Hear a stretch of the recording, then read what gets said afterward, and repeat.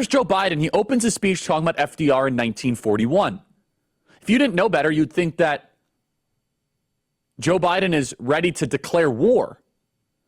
You don't just mention FDR in the year of Pearl Harbor without any sort of context. He looks at himself in this mold, in this form. Of course, Joe Biden went on to talk endlessly about Ukraine and condescendingly about the border. Play cut 91. My fellow Americans, in January 1941, Franklin Roosevelt came to this chamber to speak to the nation, and he said, "I address you at a moment unprecedented in the history of the Union. Hitler was on the march. War was raging in Europe. President Roosevelt's purpose was to wake up Congress and alert the American people that this was no ordinary time. Freedom and democracy were under assault in the world." Freedom and democracy were under assault in the world. He continues by saying, now it's we who face an unprecedented moment in the history of our nation. In this regard, Joe Biden is right. We have an entire regime that hates the country that they're tasked to govern. That is unprecedented. I can't think in my lifetime that we've had, Obama didn't love the country, nor does he. However, but the people around, even in this particular government, they have no concern for our nation. In fact, they seem diabolically obsessed with ruining the greatest nation ever to exist in the history of the world. Play cut 92. Tonight, I come to this same chamber to address the nation. Now, it's we who face an unprecedented moment in the history of the Union. And yes, my purpose tonight is to wake up the Congress and alert the American people that this is no ordinary moment either. Not since President Lincoln and the Civil War have freedom and democracy been under assault at home as they are today. What makes our moment rare is that freedom and democracy are under attack both at home and overseas at the very same time. Right there. What a missed opportunity. At that moment, I understand, the heckling and all that. It gets mixed reviews, but hold on a second. Freedom and democracy is under attack.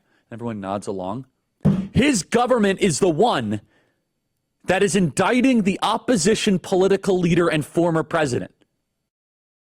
What could be a greater threat to freedom and democracy than putting the candidate you don't like in leg irons and handcuffs?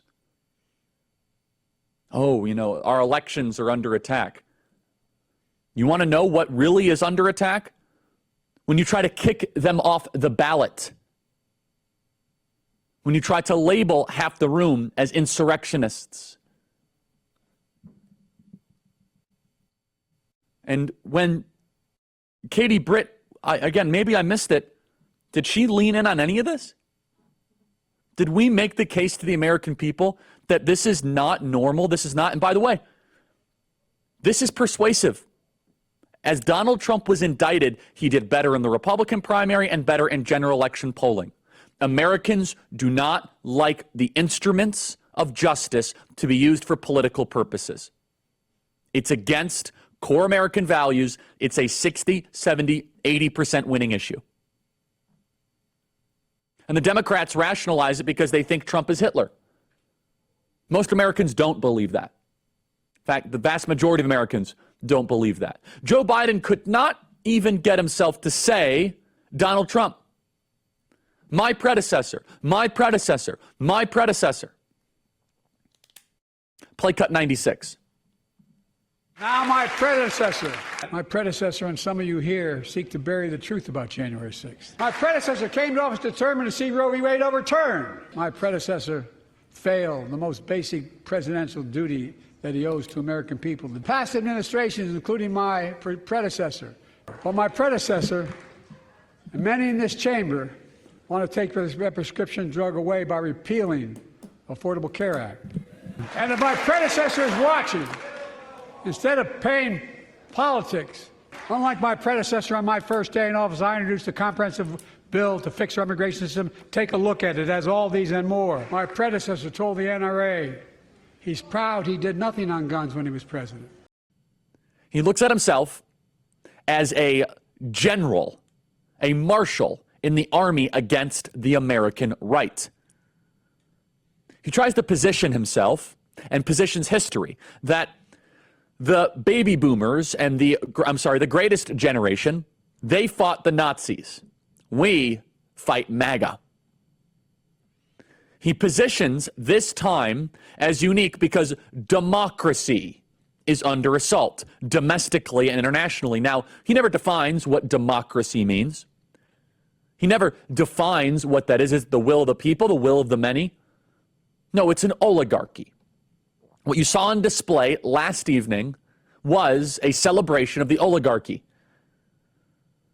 And Joe Biden did not attempt to try and win over Republicans or independents. He didn't try to win over swing voters. Joe Biden's tone was defiant, not persuasive. His tone was angry and bitter. It was almost like, I'm in charge. All throughout the evening, he would turn to the Republican side of the room and almost say, I'm in charge. You guys are a bunch of buffoons. Typically, at a State of the Union address, you put politics aside. Joe Biden led with the most politically charged statements you could imagine. Now, just so Joe Biden knows, look at 159, 159. That's the country he hates. It is most of the country. Visually, it looks like he's at war with most of the greatest country ever to exist in the history of the world. This was not a State of the Union speech. This is a wartime address, or was a wartime address, against half the country. This was a signal to crush political dissent.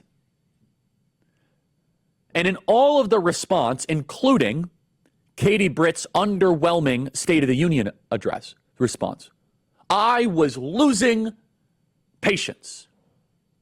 Katie Britt, to her credit, mentioned the border. Now, we could talk about how Katie Britt it was kind of like a bad actor reel in Hollywood. She was whispering through the whole thing. She seems like a very sweet person and a good mother. I'm glad she's in the U.S. Senate. I wish her well. She was big swing and a miss last night. Because there's this glaring component that everybody seemed to miss.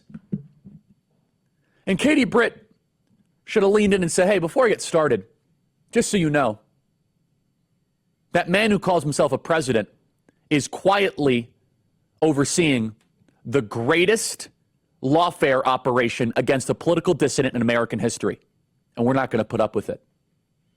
Joe Biden was too cowardly.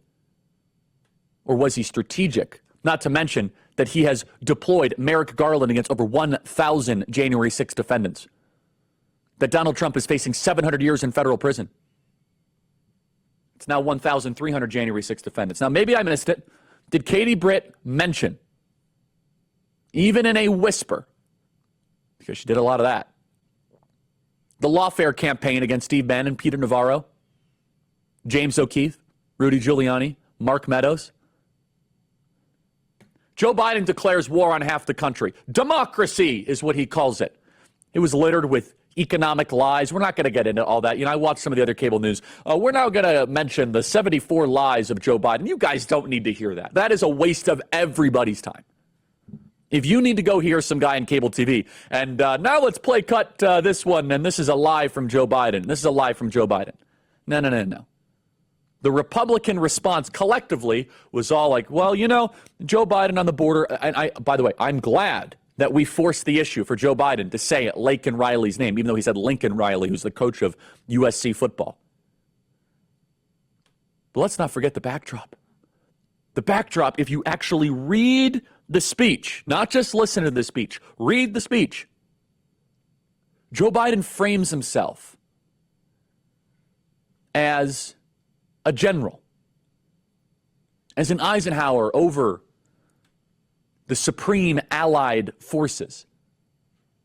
And it's you, the white rural rage folks, that he seeks to obliterate. They raided Mar-a-Lago. Donald Trump is facing federal charges in multiple venues. And we don't even get a mention of that in our rebuttal. We get a mention about, kitchen table issues. That's fine. I'm all for that. It's all good stuff. But in some ways, I feel as if the Republican response was yearning that we're still in the 1990s. We're talking about which tax rates are better for us. You have a president who's a usurper, by the way, who is not interested in persuasion, not interested in dialogue, not interested in winning people over. Joe Biden did not go out of his way to try to convince. Joe Biden and the people around him and the cabinet that was in front of him, from Lloyd Austin to Merrick Garland, all they're interested in is blunt force. We're in charge, you're not. Our boot, your neck.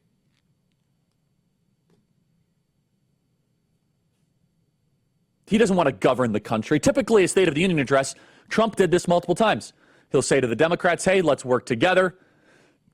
Said Joe Biden was taunting Republicans. And before anybody celebrates too much, oh, he's going to be easy to beat in November. No, he won't.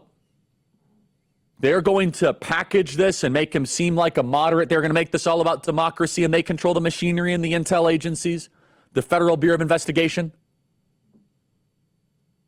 You are living through a cold civil war. You have been for quite some time. And only one side is fighting. The regime is on the march. Their leader, their figurehead, their temporary puppet, Joe Biden, taunted the American right. Basically said, what are you going to do about it? And our response was, well, Joe Biden makes me feel like we need a better leader. This is not the country we grew up in. Maybe it's time we start to solidify an opposition party so that we can fight and defeat these people.